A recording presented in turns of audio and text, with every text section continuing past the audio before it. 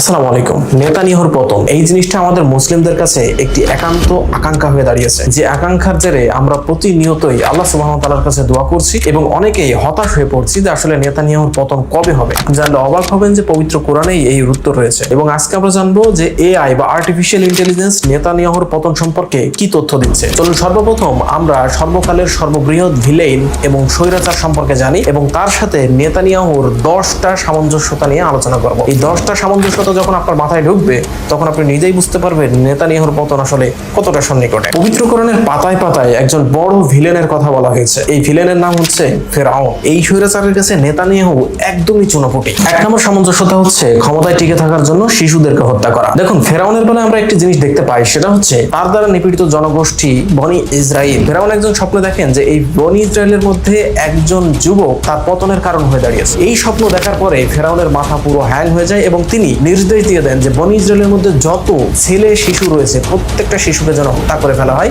এবং তিনি শুরু করেন এক নির্মম যজ্ঞ, যেখানে বনি ইসরায়েলের সম্প্রদায়ের প্রত্যেকটা ছেলে সন্তানকেই হত্যা করে ফেলা হয়। এখানে পয়েন্ট টু বি নোটেড যে নেতানিয়াহু তিনিও কিন্তু ক্ষমতার লোভে এবং ভবিষ্যতে যেন ইসরায়েল বা নেতানিয়াহুর পক্ষে এমন কোনো আন্দোলন ফিলিস্তিনিরা গড়ে তুলতে না পারে তার কারণে তিনি এই শিশুদেরকে প্রচন্ড পরিমাণে ভয় পাচ্ছেন এবং ফিলিস্তিনিদের এই ভবিষ্যৎ প্রজন্মকে ধ্বংস করার জন্যই তিনি শিশুদেরকে টার্গেট করে নিচ্ছেন। এখানে নেতানিয়াহু এবং ফেরাউনের মধ্যে একটি চমৎকার বিষয় মিল রয়েছে, সেটা হচ্ছে নিজের ক্ষমতাকে টিকিয়ে রাখার জন্য শিশুদেরকে হত্যা করা, অর্থাৎ এই শিশুদের মধ্যে কেউ যেন প্রতিরোধ গড়ে তুলতে না পারে ভবিষ্যতে। 2 নম্বর যে মিলটা পাওয়া যায় সেটা হচ্ছে ভয়ের রাজনীতি করা। আমরা ফেরাউনের মধ্যে দেখতে পাই যে ফেরাউন বিভিন্ন ধরনের ভয় লোকেদের মধ্যে ঢুকিয়ে দিত এবং তাদের উপরে নির্মম হত্যাযজ্ঞ চালাতো। নেতানিয়াহুর বেলায় দেখা যায় যে মুসলিমদের বিপক্ষে সন্ত্রাসবাদের দোহাই দিয়ে তিনি মানুষদের মধ্যে ভয়ের সঞ্চার করছেন যে মুসলিমরা হচ্ছে টেররিস্ট বা মুসলিমরা হচ্ছে সন্ত্রাসী। এই ধরনের একটি ভয় মানুষদের মধ্যে ঢুকিয়ে দিচ্ছে এবং এটার দোহাই দিয়েই তিনি গণহত্যা চালিয়ে যাচ্ছেন। উভয়ের মধ্যে লক্ষ্য করা যায় যে তিনি মানুষদের মধ্যে ভয় ঢুকিয়ে দিয়ে গণহত্যা চালাতেন। ফেরাউন হচ্ছে সেই স্বৈর শাসক যে নিজেকে রব হিসেবে দাবি করত এবং বলতেন যে আমি হচ্ছেন আল্লাহ, নাউজুবিল্লাহি মিন যালিক। এই জিনিসটা নেতানিয়াহু সরাসরি মুখে না বললেও তিনি এমন কিছু ইঙ্গিত বিশ্বকে দিচ্ছেন, তিনি যেন মনে হচ্ছে ফিলিস্তিনের রব। তিনি এমন কিছু দেখানোর চেষ্টা করছেন যে তার হাতেই ফিলিস্তিনিদের জন্ম, তার হাতেই ফিলিস্তিনিদের মৃত্যু, তিনি ফিলিস্তিনিদের বাঁচিয়ে রেখেছেন। এরকম একটি মেসেজ তিনি বিশ্ববাসীকে দিয়ে যাচ্ছেন, কোনো কিছুর পরোয়া তিনি করছেন না। এই বিষয়ে দুইজনের মধ্যে মিল দেখা যায় যে উভয়েই নিজেদেরকে রব বলে দাবি করছেন। ফেরাউন চেষ্টা করেছিল মুসা আলাইহিস সালামের মতো সত্যের আওয়াজকে দমিয়ে দিতে, আর নেতানিয়াহু চেষ্টা করছেন আল আকসা, ফিলিস্তিনিদের জাতিসত্তা এবং তাদের প্রতিরোধ আন্দোলনকে দমিয়ে দেওয়াই তার একমাত্র লক্ষ্য। অর্থাৎ ফিলিস্তিনিরাই যে ওই ভূমির একমাত্র মালিক, এই জিনিসটাকেই তারা দমিয়ে ফেলার চেষ্টা করছে, অর্থাৎ সত্যকে দমিয়ে ফেলার চেষ্টা করছে এই নেতানিয়াহু। এখানে সহজেই লক্ষণীয় যে ফেরাউন এবং নেতানিয়াহুর মধ্যে এই জিনিসটা একদম হুবহু মিলে যায় যে উভয়ই সত্যকে দমিয়ে দেওয়ার চেষ্টা করছেন। ফেরাউন বনি ইসরায়েলের উপরে নির্যাতন চালাতো শুধুমাত্র তাদের ধর্ম এবং তাদের দিনকে আঁকড়ে ধরে থাকার কারণে, আর নেতানিয়াহু শুধুমাত্র মুসলিম পরিচয়ের জন্য ফিলিস্তিনিদের দিনের পর দিন নির্যাতন চালাচ্ছে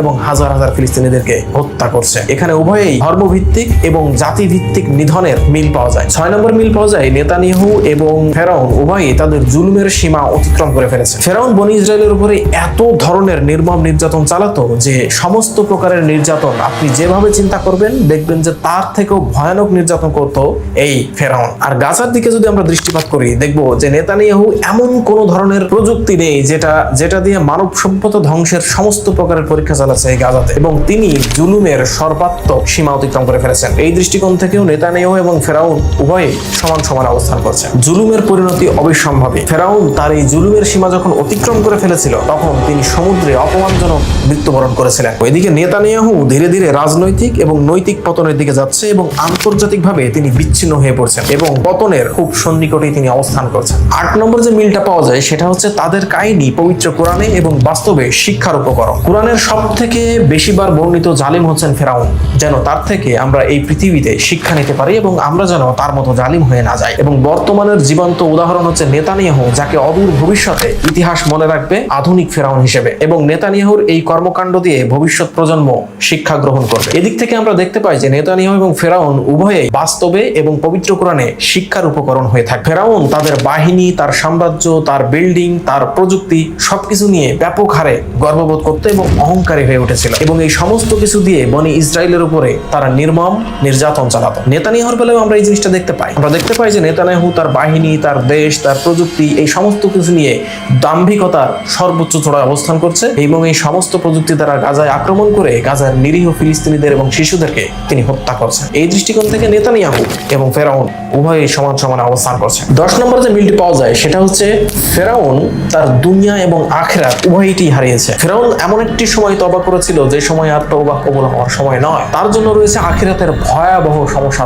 আর নেতানিয়াহু যে কাজটা করছে আর তিনি যদি তওবা না করে ফেরাউনের মতোই তিনি এক বিভৎস মৃত্যুর সাক্ষী হবেন এবং পরকালে বা আখিরাতে তার জন্য রয়েছে ভয়ানক পরিমাণের শাস্তি। এছাড়াও এরকম নেতানিয়াহু এবং ফেরাউনের মধ্যে অনেক কার্যকলাপে অনেক রকমের মিল পাওয়া যায়, যার দ্বারা আমরা বুঝতে পারি যে নেতানিয়াহু ঠিক এই ফেরাউনের পদাঙ্কই অনুসরণ করছে এবং তার পতন অতি সন্নিকটে। পতন কিভাবে হবে বা কবে হবে সেটা অনেকগুলো বিষয়ের উপর নির্ভর করে, তবে আমরা জানি যে আল্লাহ সুবহানাহু ওয়া তাআলা অত্যন্ত পরিমাণে ধৈর্যশীল। আমরা যখন গাজার মানুষদেরকে ভিকটিম হতে দেখি তখন আমরা অনেক হতাশ হয়ে পড়ি, কিন্তু আসলে বুঝতে হবে যে আল্লাহর পরিকল্পনা সর্বোত্তম। যখন ফেরাউনের নির্যাতনের পরিমাণ ভয়াবহ হয়ে গিয়েছিল তারপরেও কিন্তু আল্লাহ সুবহানাহু ওয়া তাআলা সাথে সাথে তাকে ধ্বংস করে দেননি। তিনি সমস্ত শিশুকে মেরে ফেলেছিলেন, কিন্তু মুসা আলাইহিস সালামকে আল্লাহ সুবহানাহু ওয়া তাআলা তার হাতেই লালিত পালিত করেছিলেন এবং মুসা আলাইহিস সালামের বয়স যখন 30 থেকে 40 বছর হয় তখন তিনি স্টেপ গ্রহণ করেছেন।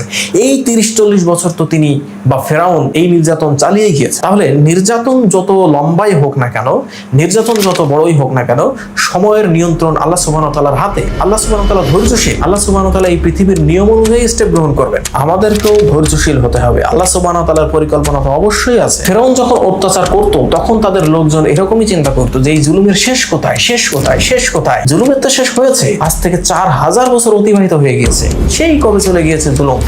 তো আমরা যখন এই গাজার পরিবেশটা অতিক্রম করছি আমাদের কাছেও ঠিক সময়টা কেমন হচ্ছে দীর্ঘ, আর কতক্ষণ আর কতক্ষণ। এমন একটা দিন আসবে যখন এই গাজা বিজয় হবে, ফিলিস্তিন বিজয় হবে এবং একটা সময় আসবে যখন আমাদের কাছে এই জিনিসটা অত্যন্ত দ্রুততর মনে হবে। আরেকটা বিষয় এখানে নোট করা যায় সেটা হচ্ছে আপনি যত বড় ভালো মানুষই হন না কেন, আপনি কি বলতে পারবেন যে আপনি একজন জান্নাতি মানুষ? আমাদের এই পৃথিবীতে বেঁচে থাকার উদ্দেশ্য একটাই, সেটা হচ্ছে আমরা যেন মৃত্যুর পরে জান্নাতবাসী হতে পারি, কারণ আমাদের এই পৃথিবীর জীবনটাই শেষ না, এটা হচ্ছে একটা জীবনের সূচনা। গাজার যে মানুষগুলো অত্যাচারের শিকার হচ্ছে আল্লাহ সুবহানাহু ওয়া তাআলা এর বিনিময়ে যদি তাদেরকে সরাসরি জান্নাতে প্রবেশ করা, আল্লাহ তাআলা যদি তাদেরকে হিসাবই না নেয়, তো এর থেকে বড় পুরস্কার আর কি হতে পারে? এর থেকে বড় পাওয়া আর কি হতে পারে? তো হতেও তো পারে যে তাদের এই অত্যাচারের মধ্যে তাদের জন্য কল্যাণ নিহিত রয়েছে। এবারে বলি যে এআই বা আর্টিফিশিয়াল ইন্টেলিজেন্স আসলে নেতানিয়াহুর পতন সম্পর্কে কি বলছে। এআই কে যখন এই প্রশ্নটা আমি করলাম তখন এআই ফেরাউন এবং নেতানিয়াহুর মধ্যে বেশ কিছু চমৎকার মিল আমাকে দেখালো এবং লাস্টের কলামে এটাও দেখালো যে এটার পরিণাম আসলে কি হয়। দেখুন, ফেরাউনের বেলায় এআই বলছে যে আল্লাহর পরিকল্পনা অনুযায়ী পতন, আর নেতানিয়াহুর বেলায় বলছে